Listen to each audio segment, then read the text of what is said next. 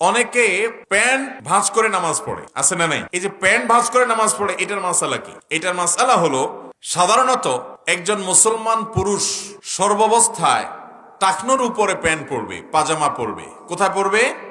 টাকনুর উপরে। এটা সর্বাবস্থার জন্য প্রযোজ্য।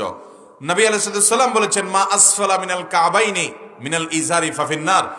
টাকনুর নিচে মানুষের যে পোশাক যায়, লুঙ্গি ইত্যাদি, সেটা জাহান্নামে যাবে। এজন্য ইমানদার পুরুষ কখনো টাকনুর নিচে পোশাক পরবে, প্যান্ট পরবেন, কিন্তু টাকনুর উপরে থাকতে হবে। এটা কিন্তু সুন্নত নফলের ব্যাপার না, এটা হালাল হারামের ব্যাপার। অনেকে এটা বুঝেন না, টাকনুর নিচে প্যান্ট পরলে সেটা হারাম হবে।